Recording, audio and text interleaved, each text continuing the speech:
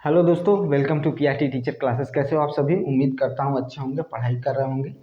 चलिए शुरू करते हैं आज का सेशन। देखिए, आज के सेशन में हमने पहली बात तो सेल मैप हम लोगों ने इससे पहले भी काफ़ी चीज़ें देख चुके थे।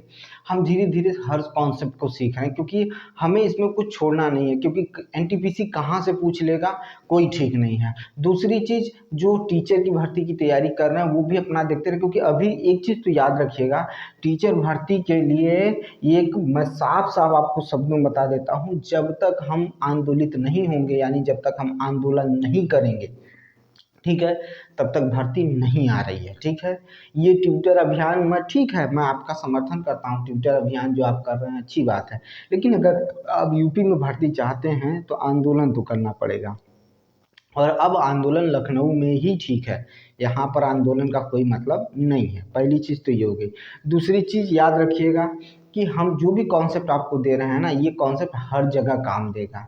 ठीक है, आप सिर्फ एक बार पढ़िए, ठीक है। और जितने लोग पढ़ रहे हैं ना, मैं देख रहा हूँ जितने लोग पढ़ रहे हैं ना, वो ज़्यादा से ज़्यादा शेयर करने की कोशिश करें, क्योंकि ये चीज़ें उन बच्चों तक पहुँचे जिनको ज़रूरत है। ठीक है, तो प्लीज़ जो भी वीडियो है, अगर आपको अच्छा लग रहा है कि नहीं, कुछ चीज़ें हैं जो अच्छी हैं, तो वो सबके तक, सभी तक पहुंचनी चाहिए। ठीक है, तो चलिए शुरू करते हैं। आपका काम है आप करिए, मेरा काम है मैं करूंगा, और मेरा जो काम है मैं बहुत ईमानदारी से करूंगा। ठीक है, तो देखिए आज का हमारा जो छठा है, क्योंकि हम लोग कल मतलब 5 तक पढ़ चुके थे। ठीक है, माइटोकॉन्ड्रिया हम लोगों ने पढ़ा था, उसके बाद हम लोगों ने प्लास्टिड पढ़ा था, जो प्लांट में पाया जाता है। प्लास्टिड के 3 प्रकार होते हैं, वो हम लोग भी पढ़ चुके थे। ठीक है, अब हमें पढ़ना है, क्या पढ़ना है, तो गाल्जी काय पढ़ना है, यानी गाल्जी बॉडी पढ़ना है, जिसकी जो मतलब इसकी खोज जो किया था वो कौन किया था, तो कैमिलियो गाल्जी ने किया था। कौन किया था, तो कैमिलियो गाल्जी ने किया था। और कब किया था, तो 1898 में किया था। कब किया था, तो 1898 में, 98 में कौन किया था, तो कैमिलो, ठीक है, गॉल्जी ने, कैमिलो गॉल्जी ने, ठीक है, गॉल्जी ने इसकी क्या की थी, खोज की थी। ठीक है, कैमिलो गॉल्जी ने इसकी खोज की थी। याद रख लीजिए, लिख रख लीजिएगा कि 1898 में कैमिलो गॉल्जी ने इसकी क्या की थी, खोज की थी। किसकी खोज की थी, तो गाल्जी काय की खोज की थी। किसकी खोज की थी, तो गाल्जी काय की खोज, ठीक है, सॉरी, गाल्जी काय की खोज, ठीक है, गाल्जी काय की खोज, यानी इसी को कहा, क्या कहा जाता है, तो अब काय मतलब होता है बॉडी, शरीर। ठीक है, तो इसी को क्या कहा गया, तो गॉल्जी बॉडी कहा गया। क्या कहा गया, तो गॉल्जी, ठीक है, बॉडी कहा गया। ठीक है, गॉल्जी बॉडी कहा गया। तो मैंने कहा कि जो कैमिलियो गॉल्जी थे, उन्होंने 1898 में गाल्जी काय की खोज की थी, इन्हीं के नाम पर इसको गाल्जी काय कहा गया। ठीक है, यह पादप कोशिका तथा जंतु कोशिका दोनों में पाया जाता है। किसमें पाया जाता है, तो पादप कोशिका और किसमें, जंतु कोशिका दोनों में पाया जाता है। ठीक है, और इसको डिक्टियोसोम कहा जाता है। क्या कहा जाता है, तो डिक्टियोसोम कहा जाता है। फिर से सुनिएगा, कैमिलियो गाल्जी ने इसकी खोज 1898 में किया था। ठीक है, इसीलिए इसको गाल्जी काय कहा गया। ठीक है, और ये पादप और जंतु कोशिका दोनों में पाया जाता है। इसको डिक्टियोसोम कहा जाता है। क्या कहा जाता है, डिक्टियोसोम कहा जाता है। ठीक है, अब अच्छे ध्यान से सुनिएगा, इसका मुख्य कार्य होता है कोशिका भित्ति और जो सेल प्लेट का निर्माण करती है। कोशिका भित्ति और सेल प्लेट का क्या करती है, निर्माण करना है, इसका मुख्य कार्य है। क्या क्या करता है, तो कोशिका भित्ति और सेल प्लेट का निर्माण करना है। इसमें वसा और प्रोटीन अधिक होता है, लेकिन राइबोसोम का क्या होता है, अभाव होता है। इसमें वसा होता है, प्रोटीन होता है, लेकिन राइबोसोम का क्या होता है, अभाव होता है। राइबोसोम के बारे में और अच्छे से जानेंगे, बस थोड़ा सा देखते जाइए, बस उसके बाद आप राइबोसोम के बारे में भी जानेंगे। तो राइबोसोम का क्या होता है, अभाव होता है। यह विभिन्न, ठीक है, कोशिकाओं के विनिर्माण और उनके संग्रहण या परिवहन हेतु उत्तरदायी होता है। मतलब ये पदार्थों को, प्रोटीन को एक जगह से दूसरी जगह ट्रांसफर करना, वसा को एक जगह से दूसरी जगह ट्रांसफर करना करते हैं। ठीक है, इसलिए ये यूकैरियोटिक कोशिकाओं में विनिर्माण या परिवहन केंद्र कहा जाता है। यूकैरियोटिक कोशिकाओं को में ये विनिर्माण का मतलब होता है एक स्थान से दूसरे स्थान पर स्थानांतरण करने का काम करता है। ठीक है, यानी मैन्युफैक्चरिंग करना, उनको स्थानांतरित करना, ये इसका ये काम है। ठीक है, है, इसलिए इसे परिवहन का केंद्र कहा जाता है। ठीक है, ये चीज हो गया। अब गाल्जी काय जो होता है, गाल्जी काय के अध्ययन में सिल्वर नाइट्रेट का उपयोग किया जाता है। अगर हमको इसके बारे में जानना है, इसका क्या क्या इसमें कौन चीजें हैं, उसको जानने के लिए हमें सिल्वर नाइट्रेट का यूज करना पड़ेगा, तब हमें इसके बारे में पता चलेगा। और गाल्जी काय क्या करता है, तो गाल्जी काय सरल शर्करा को जटिल शर्करा में बदलता है। सरल शर्करा को जटिल शर्करा में बदलने का काम कौन करता है, तो गाल्जी काय करता है। तो बेटा पहले तो इसका स्क्रीनशॉट ले लो कि इसकी खोज, अच्छा मैं लिख देता हूँ, ठीक है, इसको कायदे से लिख देता हूँ, फिर आप इसको क्या करिएगा, उतारिएगा। ठीक है, तो मैं लिखता हूँ कि कैमिलो गॉल्जी, ठीक है, गॉल्जी ने इसकी खोज, इसकी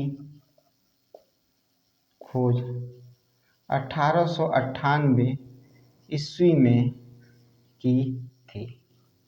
ठीक है, इसकी खोज कैमिलो गॉल्जी ने 1898 में की थी। ठीक है, बात समझ में आई कि नहीं आई, समझ में आई कि नहीं आई। ठीक है, ये हो गया कैमिलो गॉल्जी की बात हो गई, कैमिलो गॉल्जी की बात हो गई, 1880 में इसकी खोज की थी। ठीक है, 1898 में इसकी खोज की थी। ठीक है, पहला चीज ये हो गया।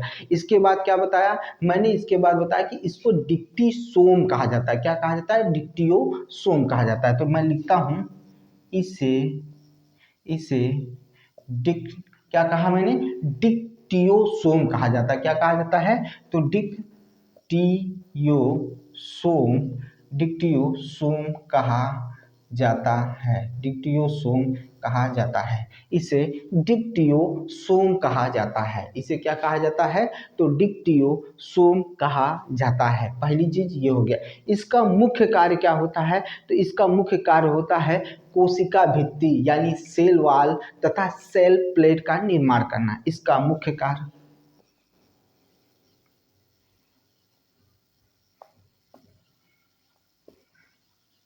इसका मुख्य कार्य कोशिका भित्ति तथा प्लेट सेल का निर्माण करना है, निर्माण करना है। फिर से सुनिएगा, गाल्जी का यानी कैमिलो गाल्जी ने इसकी खोज 1898 में की थी। यह डिक्टियोसोम, इसे डिक्टियोसोम कहा जाता है। इसका मुख्य कार्य कोशिका भित्ति तथा प्लेट सेल का क्या करना, निर्माण करना है। इसका मुख्य कार्य प्लेट सेल का क्या करना है, निर्माण करना है। यह इसमें वसा और प्रोटीन अधिक होता है। क्या होता है इसमें, देखिए ये हो गया ना, इसका स्क्रीनशॉट ले लीजिए।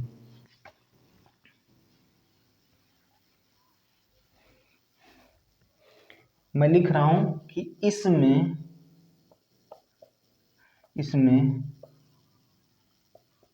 प्रोटीन तथा वसा अधिक होता है, प्रोटीन तथा वसा अधिक होता है। ठीक है, प्रोटीन तथा वसा अधिक होता है। ठीक है, इसमें प्रोटीन तथा वसा अधिक होता है, लेकिन राइबोसोम का अभाव होता है। लेकिन राइबोसोम का अभाव होता है। जबकि अभी आप एक चीज सुनकर अचंभा मानेंगे कि राइबोसोम के जरिए ही प्रोटीन का क्या होता है, अभी आपको सब पता चलेगा, तो पहले इसके बारे में जान लीजिए। तो लेकिन राइबोसोम का अभाव होता है।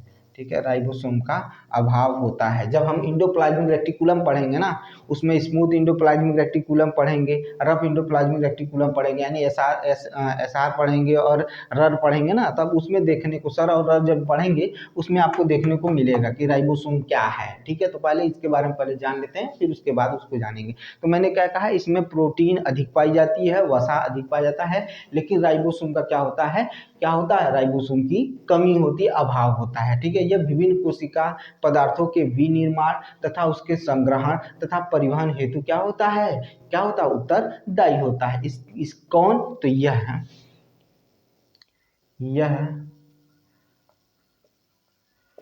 कोशिका पदार्थ के विनिर्माण, कोशिका पदार्थ के विनिर्माण तथा परिवहन के लिए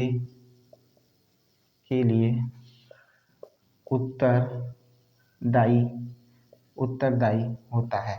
अच्छा, किसके लिए? यही प्रोटीन वसा का परिवहन करता है, इसी वो प्रोटीन और वसा का भी निर्माण करने का भी काम ये करता है। ठीक है, याद रखिएगा ये चीज, बस इसमें याद रखिएगा। मैंने क्या कहा, तो ये परिवहन केंद्र भी कहा जाता है। इसी कारण लिख सकता हूं मैं, इसी कारण इसे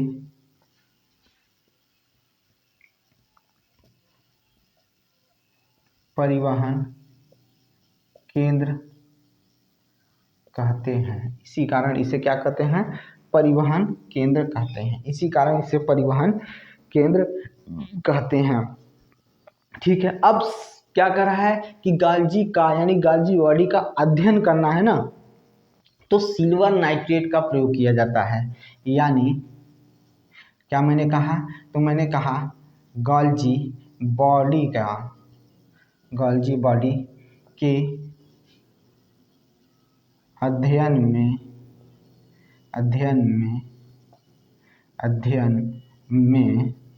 सिल्वर नाइट्रेट का उपयोग होता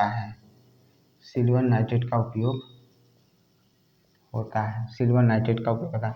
गाल्जी बॉडी के अध्ययन में सिल्वर नाइट्रेट का क्या होता है? उपयोग होता है। अब क्या कर रहा है, गाल्जी का शर्करा को यानी सरल शर्करा को जटिल शर्करा में क्या कर देता है? परिवर्तित कर देता है। हम लिख सकते हैं, पहले इसका स्क्रीनशॉट लीजिए। ठीक है, चलिए अब देखिए मैंने क्या कहा कि गाल्जी का सरल शर्करा को किसमें बदल देता है? तो जटिल शर्करा में बदल देता है। मैंने क्या कहा, गाल्जी का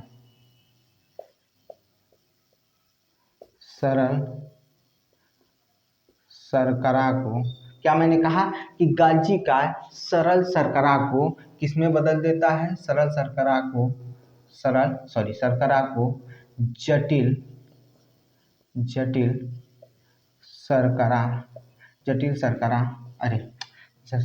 शर्करा में बदल देता है।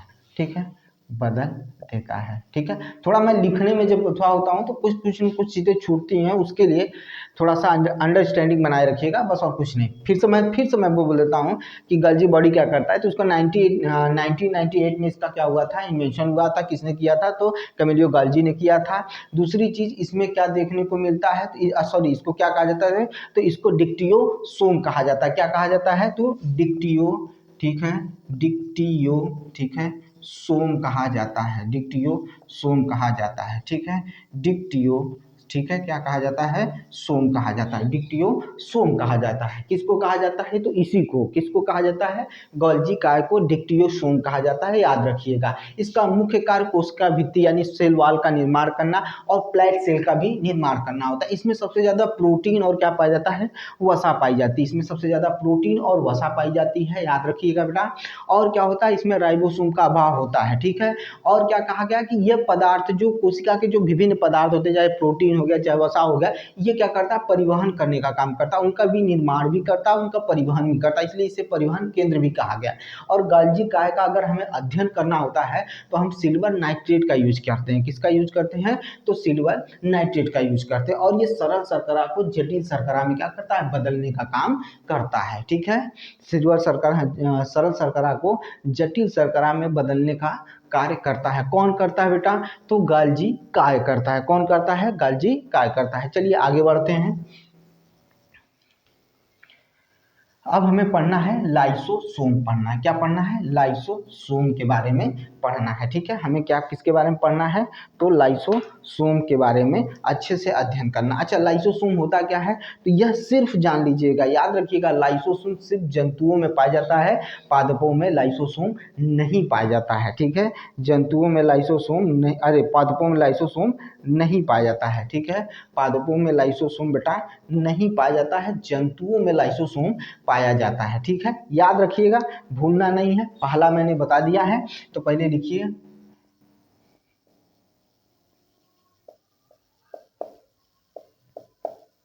ठीक है, हमें क्या पढ़ना है? लाइसोसोम पढ़ना है। ठीक है, क्या पढ़ना है? लाइसोसोम पढ़ना है। ठीक है, लाइसोसोम, लाइसोसोम केवल और केवल जंतुओं में पाया जाता है। यह केवल जंतुओं में पाया जाता है। यह केवल जंतुओं में पाया जाता है। इसकी खोज इसकी खोज इसकी खोज किसने किया था?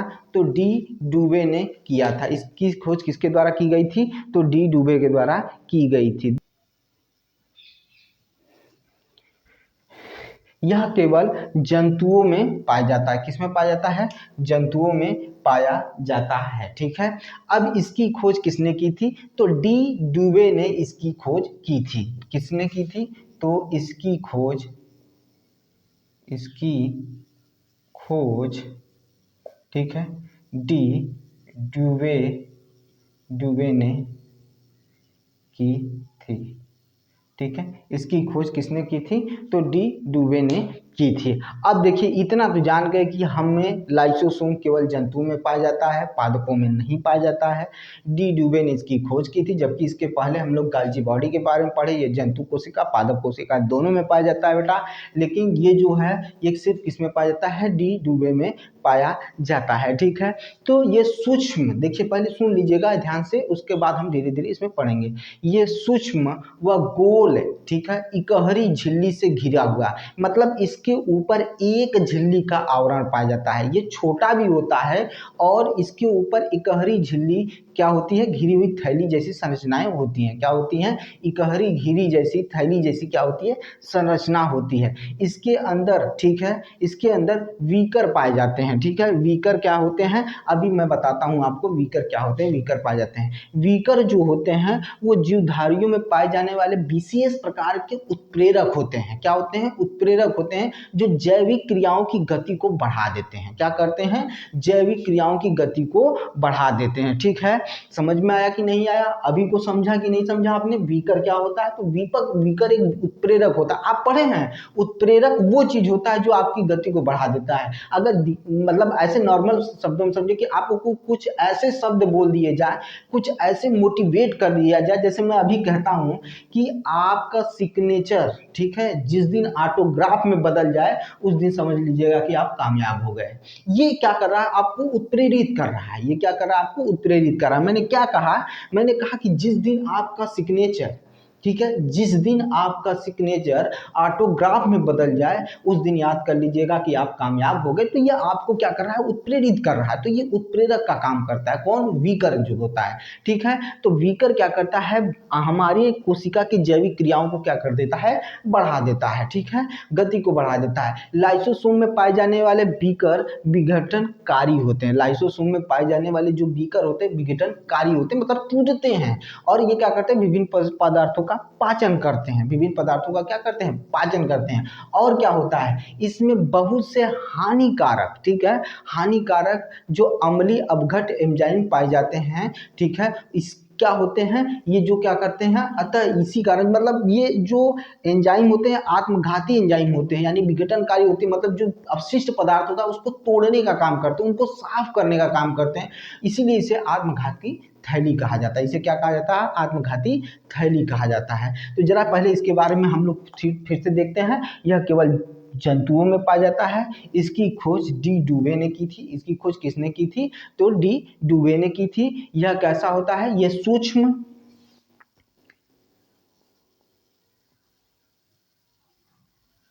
ये सूक्ष्म तथा गोल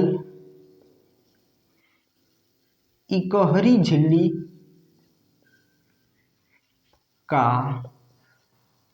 आवरण होता है, आवरण होता है। इसमें वीकर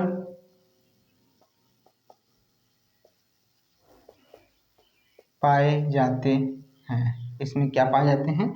वीकर पाए जाते हैं। इसमें क्या पाए जाते हैं? तो बेटा जी वीकर पाए जाते हैं। इसमें क्या पाए जाते हैं? वीकर पाए जाते हैं। ठीक है, इसमें बेटा जी क्या पाए जाते हैं? तो वीकर पाए जाते हैं। ये सूक्ष्म होते हैं, गोल इकहरी, इकहरी झिल्ली, देखिए यही होता है ना, 2 मिनट के, इकहरी, कुछ चीजें छूट जाती हैं मुझसे, इकहरी झिल्ली का आवरण होता है, का आवरण होता है। यह सूक्ष्म एवं गोल इकहरी झिल्ली का आवरण होता है। ठीक है, आवरण होता है। इसमें वीकर पाए जाते हैं। वीकर क्या होते हैं? तो ये वीकर जो होते हैं वो वीकर जीवधारियों में पाए जाने वाले कुछ ऐसे विशेष पदार्थ होते हैं जो उत्प्रेरक होते हैं, यानी विशेष उत्प्रेरक होते हैं। चलिए देखिए मैं लिखता हूं,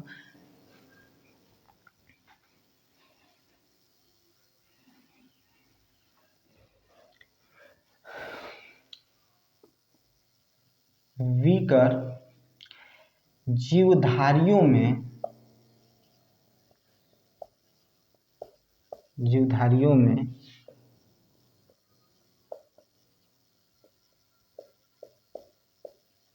विशेष प्रकार के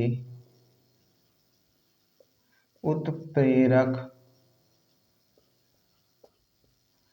होते हैं। क्या होते हैं? विशेष प्रकार के जीवधारी, वीकर जो होते हैं जीवधारियों में विशेष प्रकार के क्या होते हैं? उत्प्रेरक होते हैं, जो जैविक क्रियाओं की गति को बढ़ा देते हैं, जो जैविक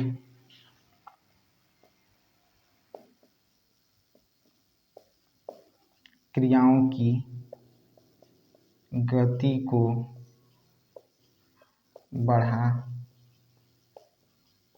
देते हैं, जो जैविक क्रियाओं की गति को बढ़ा देते हैं। ठीक है, जैविक क्रियाओं की गति को क्या करते हैं? बढ़ा देते हैं। ठीक है, बढ़ाते हैं। और लाइसोसोम जो होता है ये क्या करता है? जो लाइसोसोम में ये जो वीकर होते हैं ये विघटनकारी होते हैं, यानी पदार्थों को पचाने का काम करते हैं।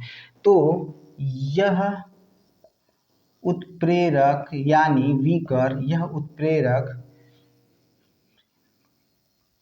यह उत्प्रेरक विशेष प्रकार के उत्प्रेरक होते हैं। हाँ, यह उत्प्रेरक पदार्थों को, यह उत्प्रेरक पदार्थों को पचाने का कार्य करते हैं, पदार्थों को पचाने का कार्य करते हैं। ये उत्प्रेरक पदार्थों को पचाने का कार्य करते हैं बच्चा जी। ये क्या करते हैं? तो पदार्थों को पचाने का कार्य करते हैं, यानी विघटनकारी। अब मैंने जो विघटन न लिखकर मैंने लिख दिया कि पचाने का कार्य करते हैं। ठीक है, यह हानिकारक अम्लीय पदार्थों का अपघटित कर देते हैं। यह हानिकारक अम्लीय पदार्थों को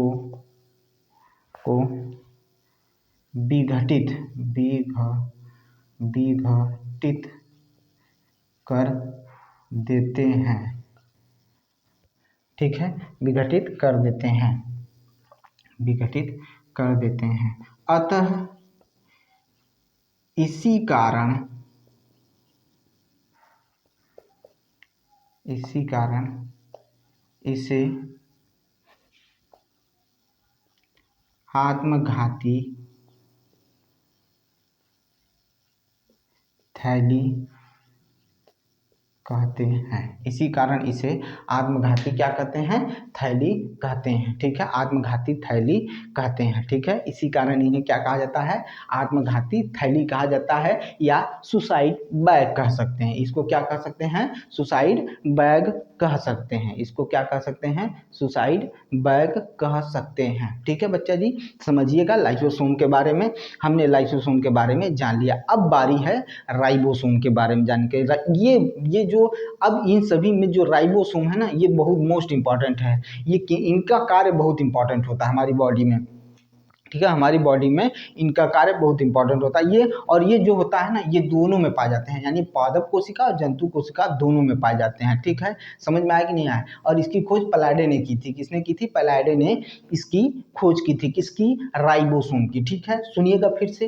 राइबोसोम जो होता है ये जंतु कोशिका और पादप कोशिका दोनों में पाया जाता है। ठीक है, और इसकी खोज पलाडे ने की थी। और याद रखिएगा, बहुत इंपॉर्टेंट चीज बताने चल रहा हूँ, ये सबसे छोटा कोशिकांग है। यानी कोशिका के जो अंग हम पढ़ रहे हैं ना, उसमें सबसे छोटा पार्ट यही होता है, सबसे छोटा कोशिकांग यही होता है। कौन होता है, तो राइबोसोम होता है। ठीक है, राइबो न्यूक्लिक एसिड यानी आरएनए नामक अम्ल और प्रोटीन से बने होते हैं। ठीक है, राइबो न्यूक्लिक एसिड ये जो होता है, ये जो राइबोसोम है, यह राइबो न्यूक्लिक एसिड यानी आरएनए तथा किससे बना होता है, प्रोटीन से बने होते हैं। यह प्रोटीन के, मैंने कहा था अभी इससे पहले ही मैंने बताया कि देखिए, जो अभी मैंने पढ़ा गाल्जी बॉडी में कि प्रोटीन और वसा तो पाया जाता है, लेकिन राइबोसोम का अभाव होता है। जबकि ये याद रखिएगा कि प्रोटीन के संश्लेषण के लिए ये उपयुक्त स्थान प्रदान करता है।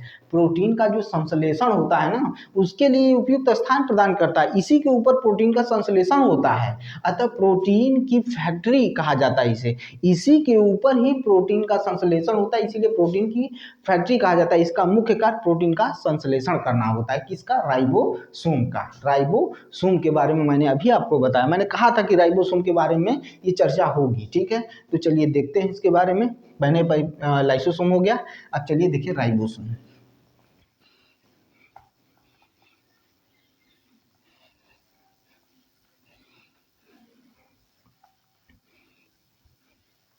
ठीक है, अब देखते हैं हम लोग राइबोसोम के बारे में कि राइबोसोम क्या होता है।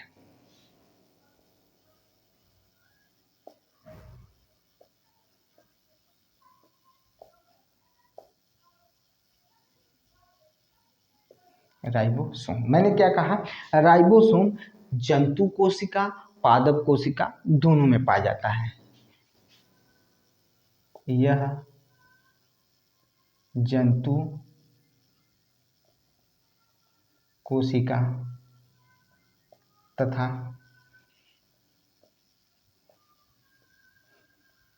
पादप कोशिका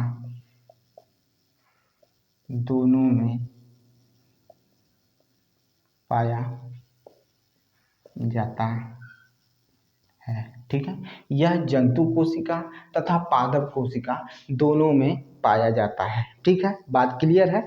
जंतु कोशिका तथा पादप कोशिका दोनों में पाया जाता है। इसकी खोज पलाडे ने की थी। इसकी खोज किसने की थी, तो पलाडे ने की थी। ठीक है,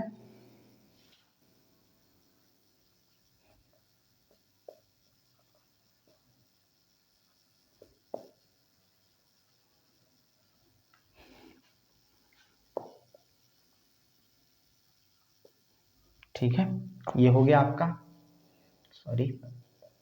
ठीक है, अभी मैंने क्या बोला कि राइबोसोम क्या है, सबसे छोटा कोशिकांग है। ये सबसे छोटा कोशिकांग है। यह सबसे छोटा कोशिकांग है। ठीक है, यह सबसे छोटा कोशिकांग है। ठीक है, यह क्या है, तो सबसे छोटा कोशिकांग है। ठीक है, यह सबसे छोटा कोशिकांग है। ठीक है, यह आरएनए नामक यानी राइबो न्यूक्लिक एसिड नामक अम्ल तथा प्रोटीन से बने होते हैं। ये आरएनए तथा ये आरएनए तथा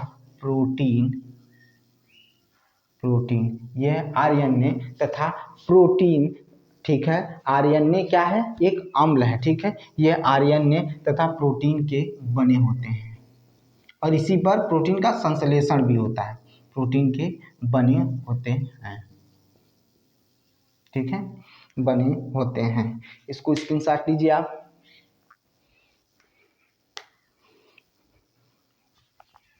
चलिए आगे चलते हैं।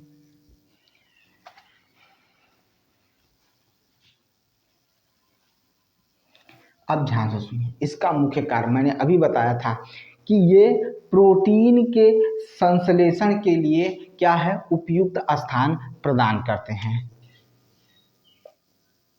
ये प्रोटीन के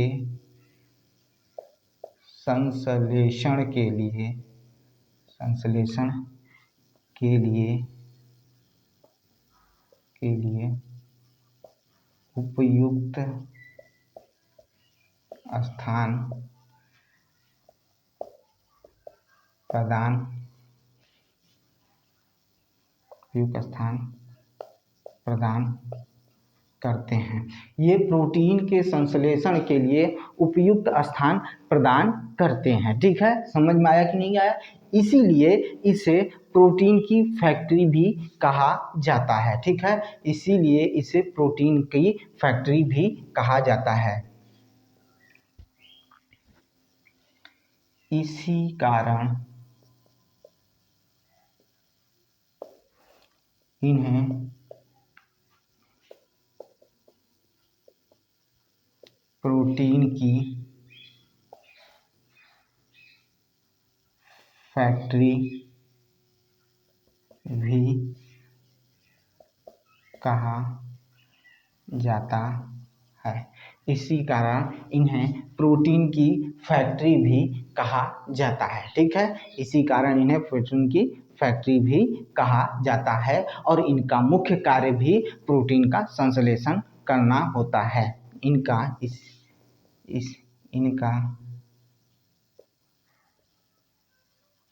मुख्य कार्य प्रोटीन का संश्लेषण करना होता है। इनका मुख्य कार्य प्रोटीन का देखिए का छूट गया इसमें, इसी कारण इनका मुख्य कार्य प्रोटीन का संश्लेषण करना होता है, ठीक है। चलिए ये हो गया। अब हम पढ़ेंगे तारकाय पढ़ने चल रहे हैं। क्या पढ़ने चल रहे हैं? तारकाय पढ़ने चल रहे हैं, जिसे सेंट्रोसोम कहा जाता है। क्या कहा जाता है? सेंट्रोसोम। इसका स्क्रीनशॉट लीजिए पहले। चलिए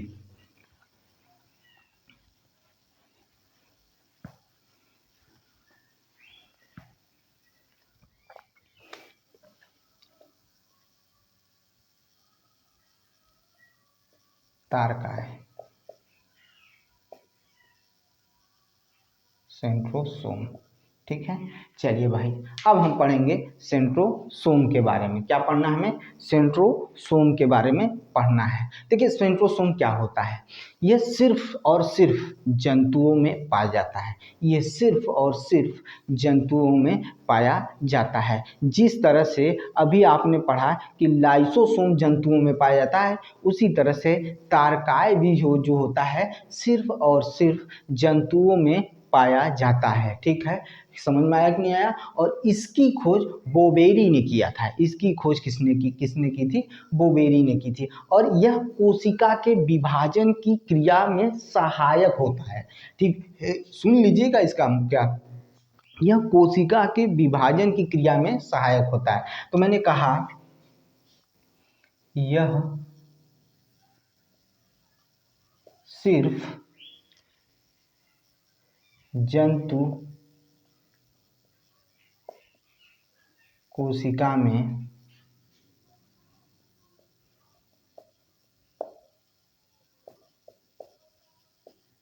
पाया जाता है। यह सिर्फ जंतु कोशिका में पाया जाता है। यह सिर्फ किस में पाया जाता है? तो जंतु कोशिका में पाया जाता है। ठीक है, ये बात हो गई। इसकी खोज बोवेरी ने की थी।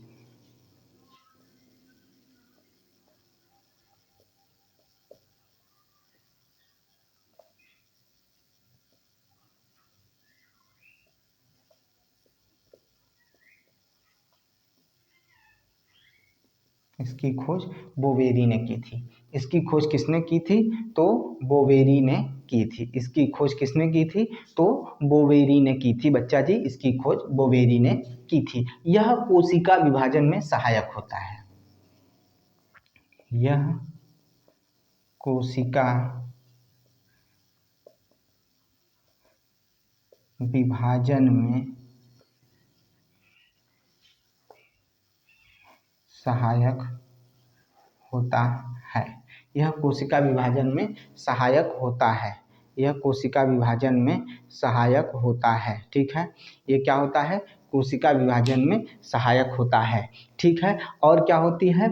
यह केंद्रक के समीप पाए जाने वाली रचनाएं होती हैं। ठीक है, जो दो बेलनाकार रचनाओं से निर्मित होती हैं। ठीक है, मैं क्या कह रहा हूँ? यह केंद्रक के समीप पाई जाती हैं तथा जो दो बेलनाकार संरचनाओं या दो बेलनाकार रचनाओं से निर्मित होती हैं, जिन्हें तारक केंद्र कहते हैं। जिन्हें क्या कहते हैं? तारक केंद्र कहते हैं। प्रत्येक तारक केंद्र एक महीन स्वच्छ आवरण और सेंट्रोस्फेयर का लिपटा रहता है। फिर से सुनिएगा, प्रत्येक तारक केंद्र एक महीन आवरण सेंट्रोस्फेयर। फिर से सुनिएगा, प्रत्येक तारक केंद्र, ठीक है, प्रत्येक तारक केंद्र एक महीन आवरण सेंट्रोस्फेयर में लिपटा रहता है। ठीक है, ये हो गया। सेंट्रोस्फेयर का मुख्य कार्य कोशिका विभाजन के समय तुर्क तंतु बनाना है। सेंट्रोस्फेयर का मुख्य कार्य क्या होता है? तो कोशिका विभाजन के समय तुर्क तंतु बनाना होता है। और क्या कह रहा है? तो प्रोकैरियोटिक कोशिकाओं में सेंट्रोसोम का अभाव होता है। प्रोकैरियोटिक कोशिकाओं में सेंट्रोसोम का अभाव होता है। ठीक है बच्चा जी, समझ में आई बात? ठीक है, चले आगे। तो फिर से मैं बोलूंगा और उसको लिखूंगा भी, घबराइएगा नहीं, सिर्फ आपको पढ़ना है। यह केंद्रक के समीप पाया जाता है। यह केंद्रक के समीप पाया जाता है। यह केंद्रक के समीप पाया जाता है। ठीक है, यह केंद्रक के समीप पाया जाता है और दो बेलनाकार, ठीक है, दो बेलनाकार रचनाओं से निर्मित होते हैं।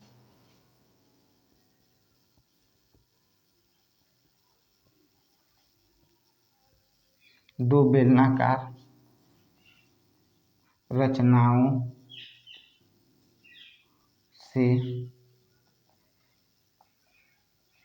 निर्मित होते हैं। दो बेलनाकार रचनाओं से क्या होते हैं? निर्मित होते हैं। ठीक है, इसका स्क्रीनशॉट लीजिए। यह सिर्फ जंतु कोशिकाओं में पाया जाता है। इसकी खोज बोवेरी ने किया था। यह कोशिका विभाजन में सहायक होता है। यह केंद्रक के समीप पाया जाता है। दो बेलनाकार रचनाओं से निर्मित होते हैं। दो बेलनाकार रचनाओं से निर्मित होते हैं। चलिए आगे चलते हैं।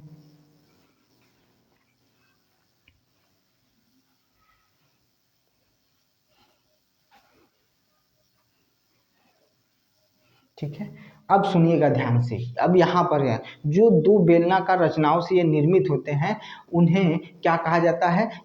उन्हें क्या कहा जाता है? तो तार केंद्रक कहा जाता है, यानी तारक केंद्र कहा जाता है।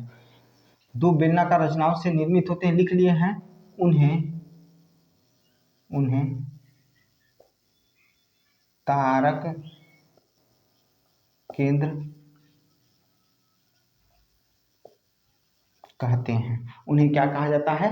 तारक केंद्र कहा जाता है। तारक केंद्र कहा जाता है। ठीक है, प्रत्येक तारक केंद्र एक महीन, ठीक है, स्वच्छ आवरण सेंट्रोस्फेयर में लिपटा होता है। जो ये तारक केंद्र होता है, यह एक महीन स्वच्छ आवरण सेंट्रोस्फेयर जो होता है उसमें लिपटा होता है। प्रत्येक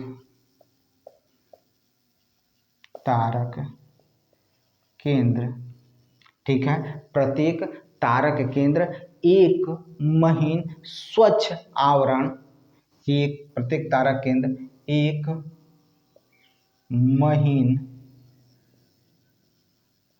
स्वच्छ आवरण, स्वच्छ आवरण, प्रत्येक तारक केंद्र एक महीन स्वच्छ आवरण सेंट्रोस्फेयर, क्या कहा मैंने, सेंट्रोस्फेयर,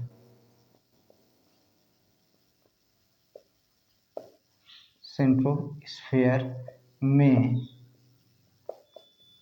लिपटा होता है, सेंट्रोस्फेयर में लिपटा होता है, सेंट्रोस्फेयर में क्या होता है, लिपटा होता है या लिपटा रहता है। सेंट्रोस्फेयर का मुख्य कार्य कोशिका विभाजन के समय तुर्क तंतु बनाना है।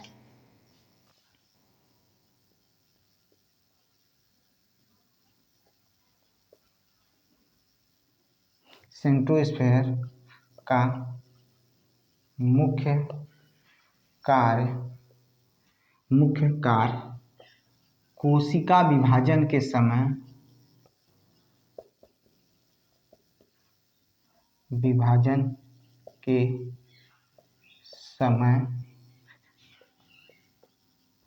तुर्क तंतु बनाना होता है, ठीक है, तुर्क तंतु बनाना होता है या बनाने का काम करते हैं, ठीक है। कोशिका विभाजन के समय सेंट्रोस्फेयर का मुख्य कार्य कोशिका विभाजन के समय तुर्क तंतु बनाना होता है या बनाना है, ठीक है, ये हो गया। प्रोकैरियोटिक कोशिकाओं में इसका क्या होता है, अभाव होता है। फिर लिख देता हूं मैं,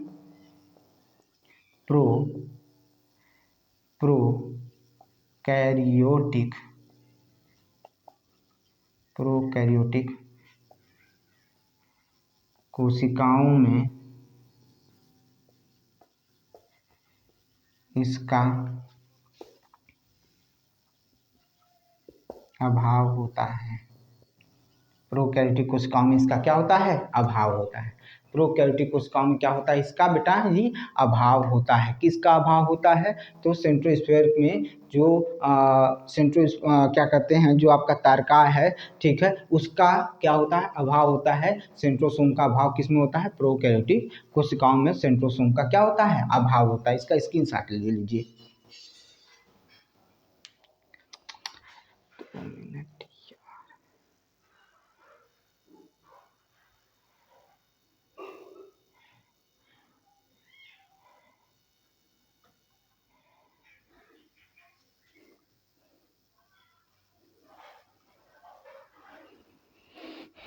पता नहीं चल पाता है ना कि किस तरह से वो हिल जाता है, दिक्कत आ जाती है, ठीक है, थोड़ी सी प्रॉब्लम है उसमें, स्टैंड में थोड़ा सा दिक्कत आ जाता है, इस वजह से थोड़ा हिल जाता है, ठीक है। तो ये चीज़ हो गया। अब हम लोग कल पढ़ेंगे इसमें क्रोमोसोम्स के बारे में, ठीक है। देखिए जितना भी मैं आपको पढ़ा रहा हूँ बहुत इंपॉर्टेंट है, बहुत सोच समझ के पढ़ा रहा हूँ। आप इन सब चीज़ों को बार बार पढ़िए, मेरा यही कहना है। आज का लेक्चर बस इतना ही रहेगा, बाकी कल फिर इसके बाद आपको वीडियो मिलेगी, ठीक है। और ज़्यादा से ज़्यादा अगर मेरी वीडियो आपको लगता है कि नहीं किसी के काम लायक है, ये जो भर्ती आ रही है उसमें काम देगा, क्वेश्चन लड़ेंगे फंसेंगे, तो प्लीज़ शेयर करिए मेरे वीडियो को, सब्सक्राइब करिए मेरे चैनल को। मिलते हैं नेक्स्ट वीडियो में, बहुत बहुत धन्यवाद।